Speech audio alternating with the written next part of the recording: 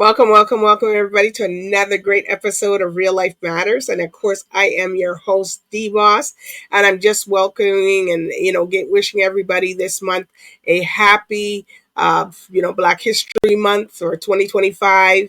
And as I've said before in my previous episodes, I believe Black history is every day. It's not just for 1 month. Yes, they highlight it for is the month of February, but I feel that. Black history is lived every single day, and you should enjoy it every single day just as much as I do. But so I'm just wishing everybody that. Also, if you guys, there's a lot of health benefits to drinking coffee. We have Messiah Agriculture, who is Barbadian, and he is from Barbados, but he lives out in the eastern part of Canada, in Halifax, Nova Scotia. And of course, I'm here in Toronto, Ontario. So if you guys want to get all the health benefits and to start your day off right, you can start your day off with Messiah Rev Coffee. And this is a very good coffee. It's fair trade. It's all organic. You can, start. It's very smooth. It's very good. It's also good health benefits for you taking this coffee. So, I encourage everybody, if they want to get something, they can get they can order some through me, through Messiah Agriculture. And this is the brand that you can get, the Messiah Rev, and you can start your day off and start living really well and having great effects on everything that you do for your health. It's a great diuretic. It helps people lose weight. It helps there's so many things to having coffee. And I'm going to be going through each benefit and all the benefits, but you could start it off with, and every portion of that coffee that you buy from Messiah Agriculture, Messiah Rev Coffee, goes into the development of Barbados. So you can help support the economy and the economic development through there. We're also going to be bringing up here some products through some sauces, some barbecue sauces, some seasonings, and all types of things, black cakes, stuff like that. If you're interested in getting any of those, you could just let me know. And of course, that's coming through Messiah Agriculture. And you could just, contact me, DBoss, or, Darlita Bostic, if you'd like to get some in your house and have it in your home here up in North America, or if you'd like to do it in one of the stores or in any of your stores, you can have those products available also. So if any further information for that, you could just let me know. But the whole reason you're here today is we're going to be talking to the executive director of Canada Black Music Archives, and they're actually, the acronym is CBMA. So we're going to find out what their organization does, how it benefits the society, what do they do. So for people that are not familiar with them, they will find out all about how they started, when they started, all the other important aspects to them. So with no further ado, I introduce to you the executive director, Phil Vassell. Thank you, DuBoss. Happy to be here. All right. Well, you're here. You're finally here. We're getting you here. Everybody's cultural background and where you come from. Oh. Can you repeat that question again one more time? No, we like to know where you come from, your cultural background. Okay. I was born in Jamaica. I've been living in Toronto, Canada since 1975, so that's a long time ago. And You make it sound a long time ago. that's a long time ago. I guess to a lot of people, I'm now one of the OGs, relatively speaking.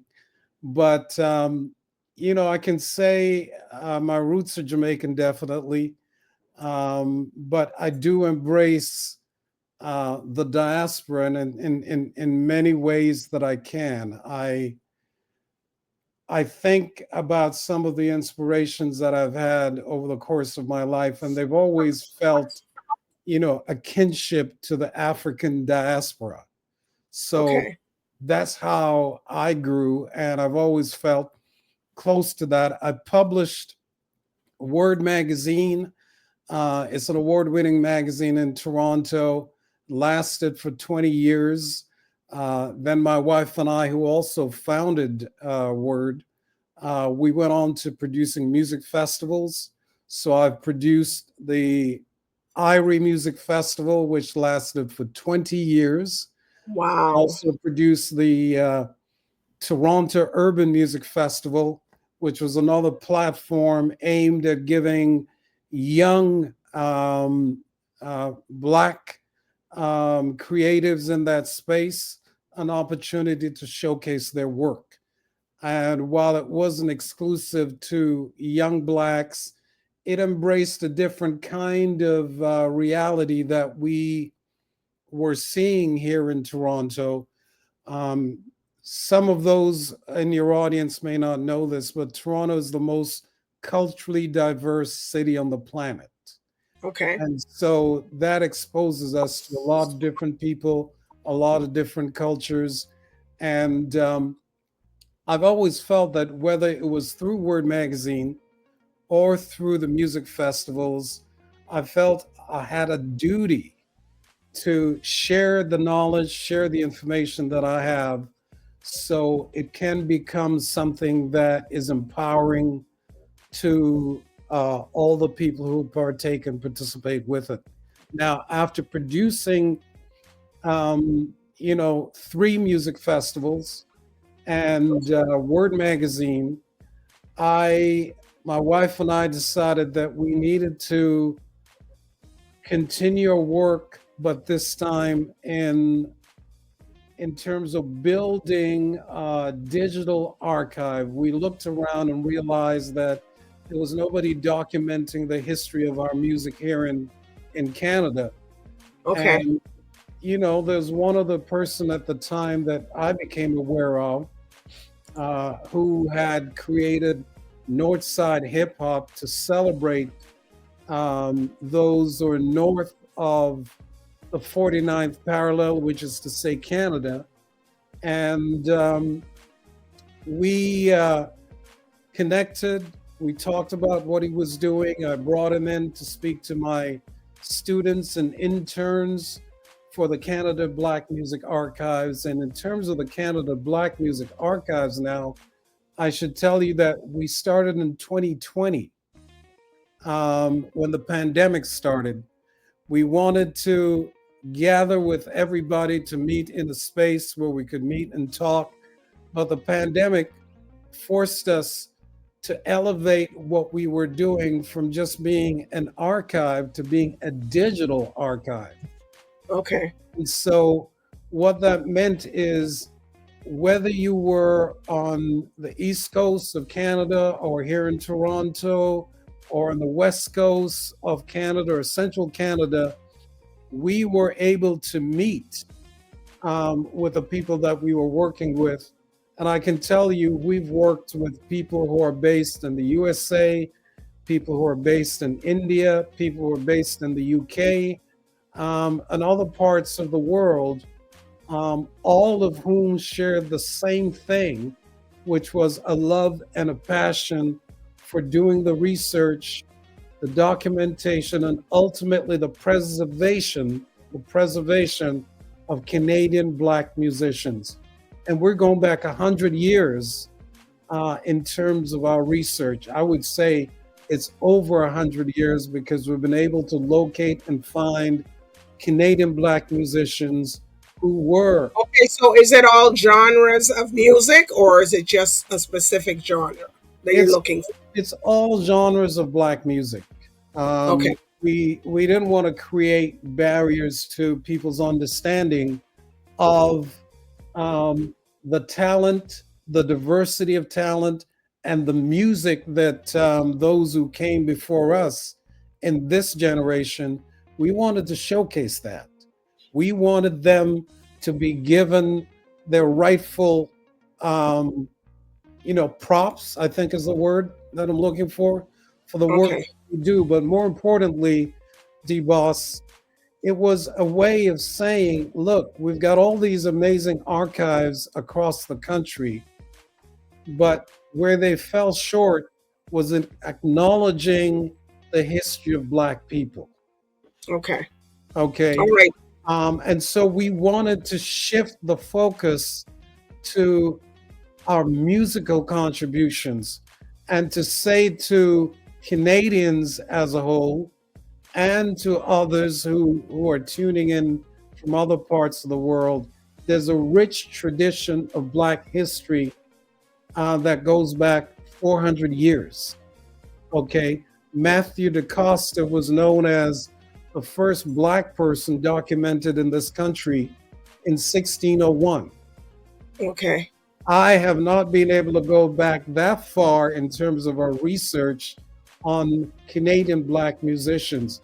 We've been able to go back to the 1800s. And so we want to bring that research to the public. And the best way to do that is to do that digitally. So if you go to the CBMA.com, you will find a range of Black music styles, and a variety of artists, um, some of whom are six generations Canadian. Others have been immigrants who've come here and made Canada their home. But what they share in common is that these are Black musicians that we should be proud of. Okay. So, how long has it taken you guys to what you now you're going public and you're telling people about these archives? So, how long did it take you to start it from the beginning? Well, I should say this, that one of the things that was um, essential to what we have done is that we had 20 years of content from Word Magazine, musical content that we were able to draw from as a base. Okay. And then on top of that, we also had a number of graduate students, students that are still in universities and colleges that shared a passion for Black music that also reached out and said they wanted to be a part of this. Okay. So while I could say we began this work in earnest in 2020 at the start of the pandemic, Okay. um, this work really began in 1991 when we first published Word Magazine, the very first issue of Word Magazine. So for me personally, it's been 1991 to now where I've been documenting the history of these musicians. Okay. So it's not really fair to say we started in 2020 because we had 20 years of prior experience documenting and telling those stories. Okay. All right. So, okay. So you're going to continue on. Is there like, where do people got to contact you online, or how do they reach out to you? It's very simple, as long as you have access to the internet, just log on to the CBMA.com and you'll find a lot of the work that we've done so far. You get an opportunity to preview or see anything from, let's take a musician, for example, Okay. Oscar Peterson. Everybody knows who Oscar Peterson is. He also Right. had Caribbean roots, by the way. Just want to share that with people. But Oscar Peterson was one of Canada's most impressive musicians. And, he's been given so many awards. Order of Canada, he's a multiple Grammy Award winner. He traveled the world. He played the piano and worked with international stars. He's very well respected as a top three pianist in the world of jazz musician, I would argue. So you go to the website, you're going to read his bio. You're going to be able to view some photographs of Oscar. You're going to be able to see some videos of Oscar Peterson, the late great Oscar Peterson, I should say. And you're also going to be able to check out the discography of Oscar Peterson. So when we started doing this research, I was blown away to find that Oscar has appeared on over 200 recordings. Okay. You know, so you'll have a chance to discover all of this on the website, and that goes for a number of other musicians that are there as well, in reggae, in soca, in R&B, in jazz, in blues, in contemporary African music. The whole gamut is there.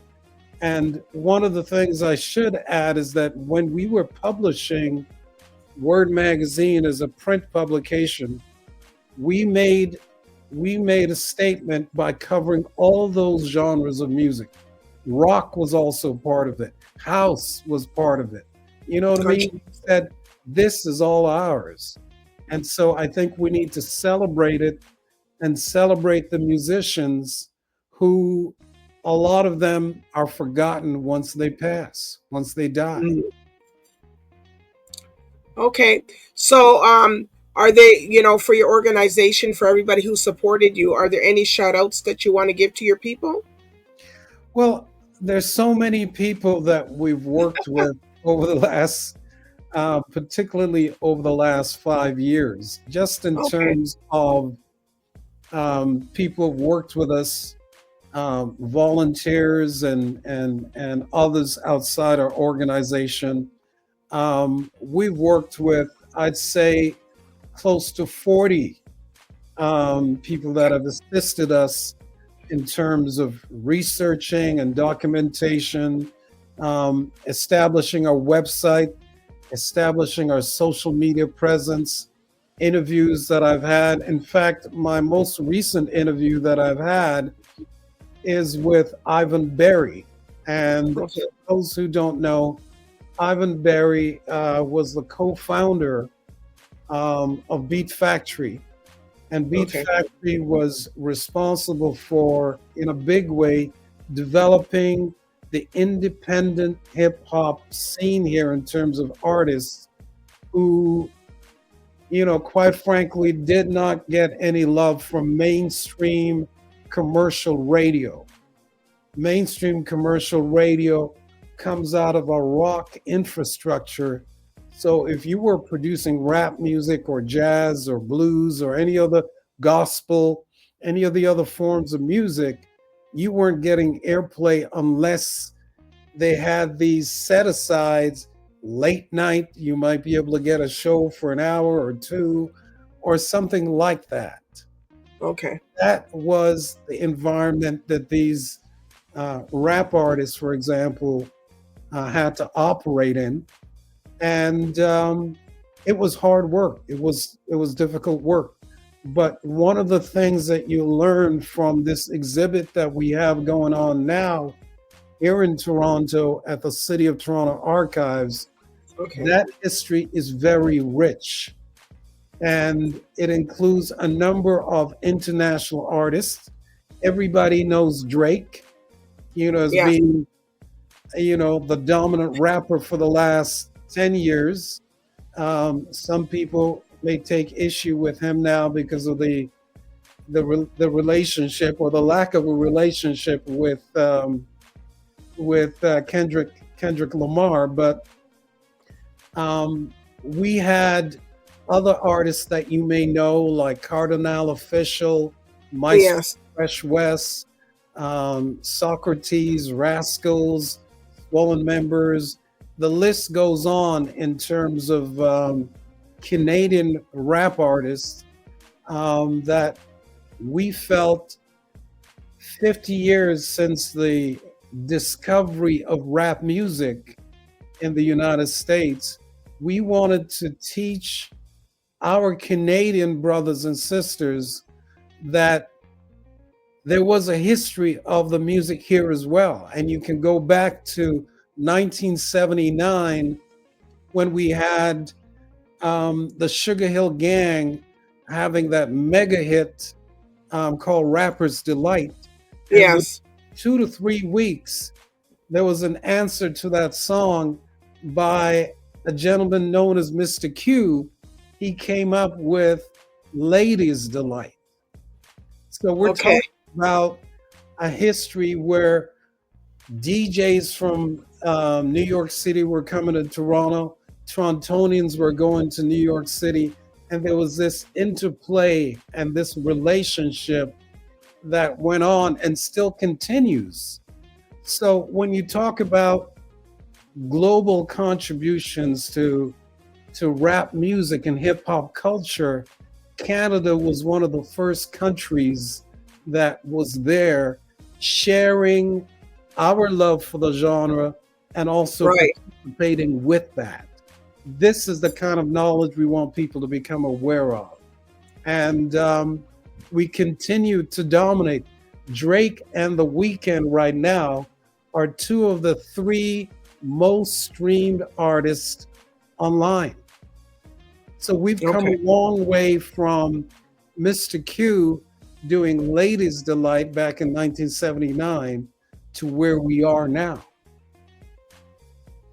All right. So Phil, so people, do you do seminars or do you do workshops at your place, or you just, or people just can just go and look online and see what's happening? That's Well, it, right? seminars will be a part of what we do as an archive because when we published Word Magazine, we also produced a music festival with an accompanying conference with speakers from the States and speakers here.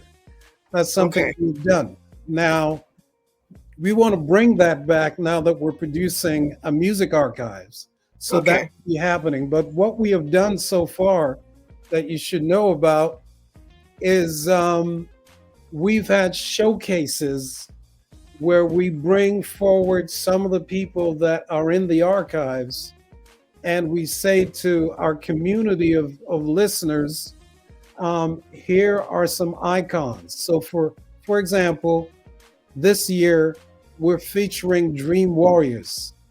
Okay. And Dream Warriors, for those who don't know, became the first international sensation in terms of rappers coming out of Canada. Last year, they celebrated their 35th anniversary. And so, what we're doing with the showcase is we're going to be showcasing Dream Warriors along with Mathematic, who's been an underground rapper, still in the business, still working 20, 30 years later. And we're also going to be featuring Havaya Mighty. For those who don't know, Havaya Mighty is this incredible rapper, female rapper out of Brampton that has won multiple Juno Awards as well as the Polaris Prize here in Canada for the music that she produces.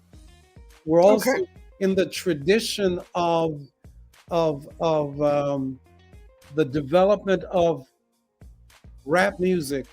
We're bringing three DJs from back in the day who are still out there performing as DJs. And I'm talking about DJ Carl Allen, I'm talking Mhm. about DJ DTS, and Joey from a crew called SoundQuest. Now, DTS has been nominated for a Toronto Arts Foundation Award for his work. DJ Carl Allen has won 2 Lifetime Achievement Awards for the work that he's done. And he's had a 40-year plus career, okay, Okay. as a DJ. So on that night, we're not only going to be giving you these live performances, we're going to give you these DJs on the decks. We're also Okay. bringing in 2 speakers for that evening. We're bringing in Dr. Mark Campbell. Mark teaches at the University of Toronto, Okay. and He's also the co-founder of Northside Hip Hop, an organization whose mandate is the documentation of the hip hop history coming from Canada. Okay. And so he's going to be coming and speaking. We also have Dr. Rosemary Sadler, who was the president of the Ontario Black History Society for over Yeah. 20 years. Yeah, we know her. I know who she is. So we're bringing all of that to say, this is Black history. Black music is Black history. Yes. So it's very important that when we make a presentation like this, we're giving you the goods. We're coming correct and we're saying, look, if you don't know, now you know. All right. You have an opportunity to learn about the history from a wide variety of individuals, from, as I said, Dr. Mark Campbell to Yes. Dr. Rosemary Sadler, and the musicians, the rappers themselves, the DJs themselves, so we can all learn together. This is what it's about. That's what archives do. They document this history and they Yes. retain it so others can learn as well. Last year, just to give your audience a sense as to what we've done these pop-up showcases. Last year, Black History Month, we featured Michie Me. Okay. We featured Joe Seeley. We featured Kobina Aqua Harrison. We featured a number of artists that are, icons to a lot of us who are passionate about this music history. Okay. And that's the point. We really want to say to the public, use this archive as a resource. If you want to And go they will. and do this research, then you can not just see the archive, but you can come to one of our performances and you can see the great Joe Seeley, the great Jackie Richardson, the great Jay Douglas. Jay just had a documentary made about his life, Yes. tour across the country. Okay, so these are some of the icons that we want to show respect to, and to say to the rest of the community, we know that even if you do know, you can come out and see them perform live.